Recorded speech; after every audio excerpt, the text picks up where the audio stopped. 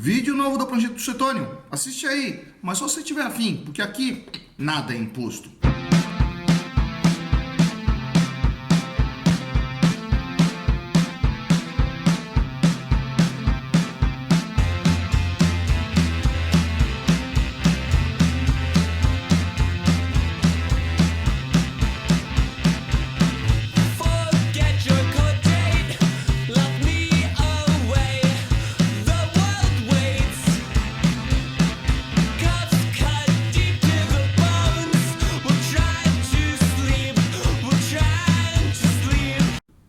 E na videoaula de hoje a gente vai falar sobre as obrigações civis, os impostos que existiam durante a Idade Média no espaço do feudalismo.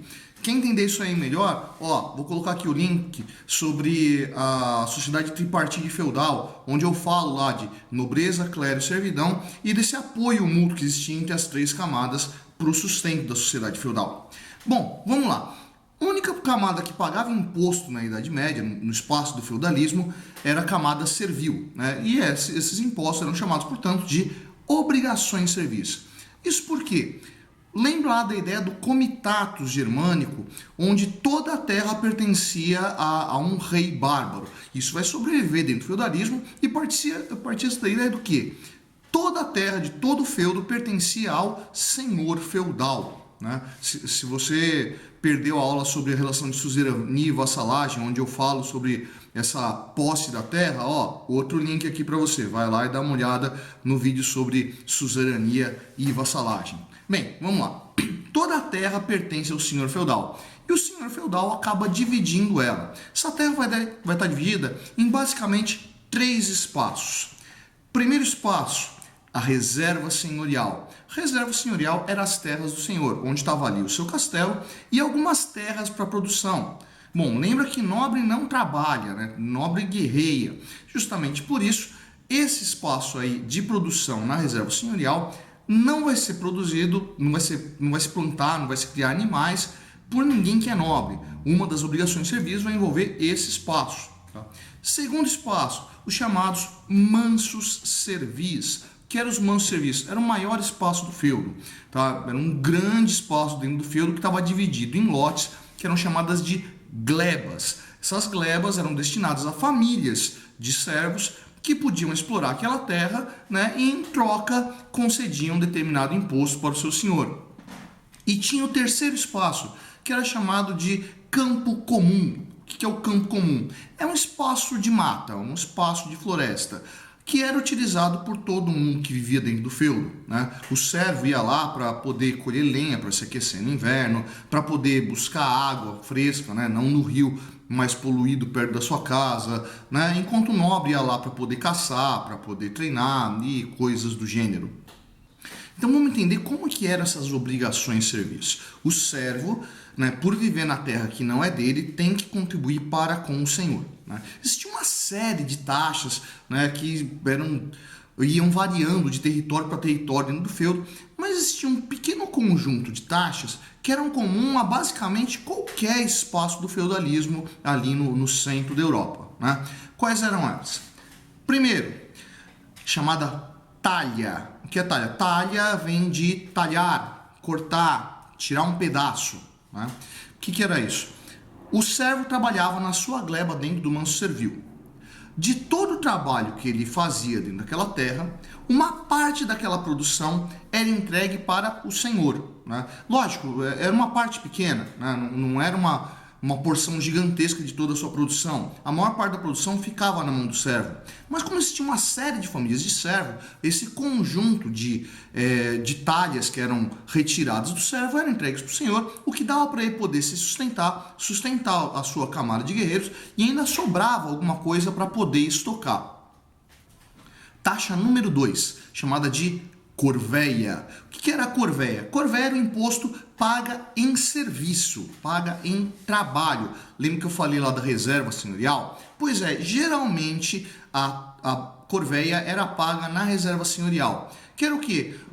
Algum período ali dentro do ano, o servo era obrigado a trabalhar nas terras do senhor, né? Podia ser uma vez por semana, uma vez a cada 15 dias, 2 vezes por semana, vai depender muito de território para território, né? Então, regularmente, o servo era convocado a pagar a corveia. Então ele ia até esse território do Senhor, e trabalhava para ele. Geralmente a corveia era o quê? Era produzir nas terras do Senhor. Era plantar, era colher, era cuidar dos animais, e às vezes era um trabalho um pouco mais bruto, coisa do tipo construção. Então, fazer uma ponte, fazer um moinho, fazer um lagar, fazer um monjolo, né? Coisas que vão ser utilizadas por quem? Pelo conjunto dos servos que viviam dentro do feudo e pelo próprio Senhor. Terceira e última taxa, a banalidade. Né? Banalidade vem de bano, que quer dizer coisa comum, coisa de todos. Né? O que era a banalidade? Era uma taxa que o servo pagava pelo uso do bem comum. Coisa do tipo, né? Ele atravessava uma ponte, né? Uma ponte que estava ali dentro do feudo e que ele mesmo tinha feito manutenção, ou ele mesmo tinha construído aquela ponte quando estava pagando a corveia. Ele passava por essa ponte, ele ia lá e pagava a banalidade. Ele ia lá e usava o moinho para triturar trigo, ele pagava banalidade por isso. Usava o forno, usava o lagar, usava qualquer coisa que fosse de bem comum, ele pagava uma taxa por isso, chamada banalidade. Então imagina aí o conjunto da obra. Pensa então num servo que trabalha lá na sua gleba, lá nos mansos serviços, né? Imagina então que esse servo, ele planta regularmente trigo, por exemplo. Bom, a gente não consome trigo in natura, né? A gente consome o trigo processado, né? A farinha do trigo. Você não tem moela, né? Você não é uma ave para ficar esmagando o grão, né? Então o que fazia? O cara ia lá e plantava trigo na sua gleba. Chegou o período da colheita, vamos lá e recolhe todo esse trigo. Parte desse trigo então vai ser pago ao Senhor como talha, né? Uma fração de tudo que ele produziu que vai ser entregue ao Senhor. Então, recolheu todo esse trigo. O que ele vai fazer com o trigo? Vamos levar ao moinho. Quando ele está indo para o moinho, né, ele chegou lá e ele vai pagar pelo uso do bem comum, que é a banalidade. Então, esse moinho que talvez ele construiu quando estava pagando a corveia, né, ele vai usar agora e vai pagar a banalidade por aquilo. Então parte da farinha vai para o Senhor. Aí ele pega essa farinha, leva até ao forno. Esse forno que também ele construiu ou fez a manutenção quando pagou a corveia, agora ele faz o pão. Parte desse pão vai para o Senhor. Então percebe que é uma série de pequenas taxinhas que vão indo para a mão do Senhor e que ele vai utilizar isso para manter a estrutura da nobreza. Só para a nobreza? Não. Tinha uma coisa importantíssima da nobreza feudal, que era o quê? Ele era responsável pela vida desse servo. Então, se em algum momento desse uma praga, uma peste, uma fome gigantesca na região, esse senhor tinha que garantir com que o seu servo tivesse sustento. Então, o que ele fazia? Ele abria os celeiros e cedia para ele aquele trigo que foi coletado, aquela farinha, seja lá o que for, ele vai acabar entregando para esse servo.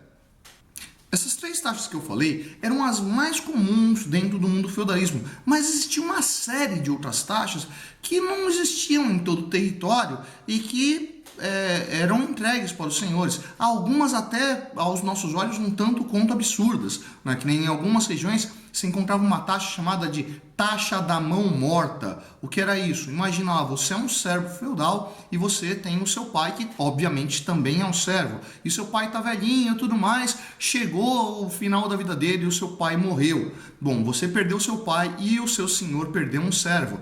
Então, a família ia ter que indenizar o senhor porque perdeu o servo. Taxa da mão morta, né? Outra taxa que existia também, que era bizarrona pra caramba, era a chamada de taxa da primeira noite, né? O que era isso? Existia um casamento entre servos, né? A noiva não ia passar a noite de núpcias com o seu marido, ia passar a noite de núpcias com o seu senhor, né? Devido à taxa da primeira noite. Óbvio, essas taxas não eram comuns a todo o espaço do feudalismo. Eu só estou dando de exemplo aqui para a gente entender que taxa podia ser criada sobre qualquer coisa e paga de qualquer forma. As taxas, elas não eram apenas para a nobreza. Existiam taxas, existiam obrigações lá que serviam também para o clero. Algumas delas originárias ainda da tradição cristã lá da época de Roma, como por exemplo o dízimo, né? 10% de todo o rendimento ia lá e era pago à igreja. Outras que ainda sobrevivem na igreja católica, como por exemplo o chamado tostão de Pedro, que no dia de São Pedro tudo que é coletado nas igrejas é entregue diretamente ao Papa, que faz a redistribuição da forma como ele achar melhor, como quiser administrar isso, né? Então, essas pequenas taxas que eram próprias do servo também iam ser entregues ao clero. E aí, curtiu o áudio de hoje? Se curtiu, vai lá embaixo, dá um curtir. Não curtiu, vai lá embaixo, dá um descurtir. Deixe sua dúvida, deixe seu comentário. Diz por que gostou, diz por que não gostou. Ajuda a gente a sempre melhorar o canal. Eu sou o professor Fábio, essa é a Prancheta do Suetônio e você deveria estar estudando.